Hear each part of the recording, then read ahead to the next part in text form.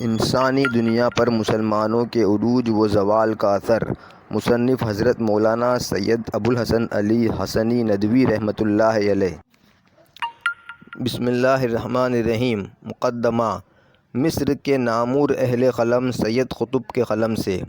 عصر حاضر کی اہم ترین ضرورت یہ ہے کہ مسلمانوں میں خود اعتمادی پیدا کی جائے، ان میں ماضی پر اعتماد، مستقبل کے بارے میں امید اور حوصلہ پیدا ہو، اس دین پر ان کا ایمان و یقین تازہ اور زندہ ہو جائے جس کا نام تو وہ لیتے ہیں لیکن اس کی حقیقت سے ناآشنا ہیں۔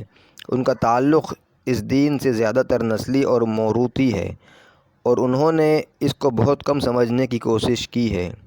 اس موضوع پر تمام قدیم و جدید لٹریچر میں چند بہترین کتابیں جو میری نظر سے گزری ہیں، ان میں مولانا ابوالحسن علی ندوی کی جدید تصنیف ماذا خسر العالم بانحطاط المسلمین، مسلمانوں کے تنزل سے دنیا کو کیا نقصان پہنچا، خاص مقام رکھتی ہے۔ اسلام کی تعلیم سروری و جہاں بانی کی تعلیم ہے۔ اس کی ایک اہم ترین خصوصیت یہ ہے کہ دین اپنے ماننے والوں میں بغیر کسی شائبہ تکبر کے خودداری، بغیر کسی فریب نفس کے اعتماد و یقین اور بغیر دوسروں پر اعتماد اور ضعف کے یقین و توکل کی روح پھونکتا ہے۔ یہ عقیدہ انہیں متنبہ کرتا ہے کہ ان کے کاندھوں پر پوری انسانیت کی ذمہ داری ہے، روئے زمین پر بسنے والی انسانی جماعت کی تولید ان کے سپرد ہے۔ ان کا فرض منصبی ہے کہ وہ بھٹکے ہوئے انسانی گلے کی پاسبانی کریں اور انسانوں کو دین محکم اور صراط مستقیم کی طرف رہنمائی کا فرض انجام دیں، اور اس روشنی اور ہدایت کے ذریعے جو ان کو خدا کی طرف سے عطا ہوئی ہے تاریکیوں سے نکال کر روشنی میں لائیں۔ بسم اللہ الرحمن الرحیم۔ کنتم خیر امۃ اخرجت للناس تأمرون بالمعروف وتنہون عن المنکر وتؤمنون باللہ۔ ترجمہ: تم لوگ بہترین جماعت ہو جو لوگوں کے لیے پیدا کی گئی ہے، تم بھلائی کا حکم دیتے ہو اور برائی سے روکتے ہو اور اللہ پر ایمان رکھتے ہو۔ وَكَذَلِكَ جَعَلْنَاكُمْ أُمَّةً وَسَطًا لِتَكُونُوا شُهَدَاءَ عَلَى النَّاسِ وَيَكُونَ الرَّسُولُ عَلَيْكُمْ شَهِيدًا۔ اور اسی طرح ہم نے تمہیں ایک معتدل امت بنا دیا ہے تاکہ تم گواہ رہو لوگوں پر اور رسول گواہ رہیں تم پر۔ پیش نظر کتاب اپنے ناظرین کے دل میں انہی تمام احساسات کو ابھارتی ہے اور ان تمام حقائق کو دل میں اتارتی چلی جاتی ہے، لیکن کتاب کا اسلوب یہ نہیں ہے کہ صرف جذبات کو ابھار دے یا عصبیت کا جوش پیدا کر دے۔ اس میں اپنے دعوے کی ثبوت میں ٹھوس علمی حقائق سے کام لیا گیا ہے جو بیک وقت وجدان و شعور اور فکر و نظر دونوں کو اپیل کرتے ہیں۔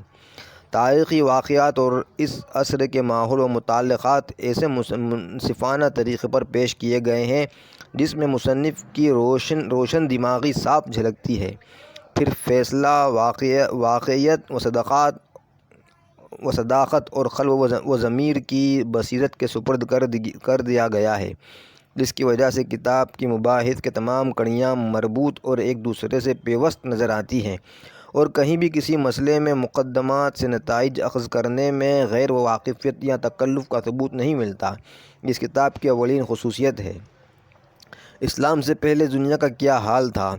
مشرق و مغرب، شمال و جنوب کا کیا نقشہ تھا؟ چین و عرب اور ہند سے لے کر روم و فارس تک معاصرہ دنیا کا عقلی و فکری مزاج کیا تھا؟ معاصر و دنیا کا عقلی و فکری مزاج کیا تھا؟ اس وقت کی سوسائٹی کا کیا رنگ تھا؟ جن مذاہب پر دین سماوی کا پرتو تھا، مثلاً یہودیت و نصرانیت، یا جو بت پرست مذاہب تھے، مثلاً ہندو مت، آتش پرست، ان کا کیا حال تھا؟ ان تمام باتوں کی اس کتاب میں مختصر لیکن بہت جامع اور واضح تصویر کشی کی گئی ہے اور یہی سے کتاب شروع ہوتی ہے۔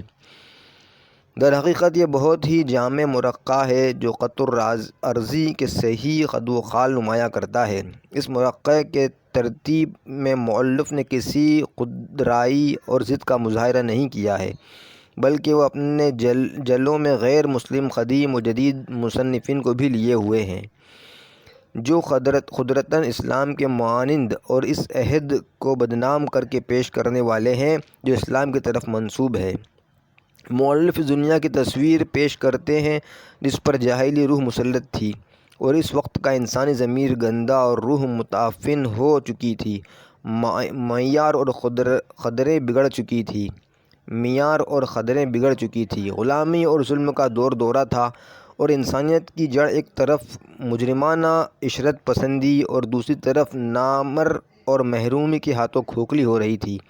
مزید برآں کفر و جہالت اور ظلمت و ضلالت کے بادل سر پر منڈلا رہے تھے۔ مذاہب لاچار و بے بس تھے۔ ادیان سماوی پہلے سے ہی تحریف کا شکار ہو چکے تھے اور ان کو گھن لگ چکا تھا، دلوں سے ان کی عظمت نکل چکی تھی۔ یہ مذاہب خصوصاً نصرانیت مذہب کے ڈھانچے رہ گئے تھے جن میں نہ کوئی روح تھی نہ کوئی زندگی، صرف چند بے جان بے روح مراسم کا نام مذہب رہ گیا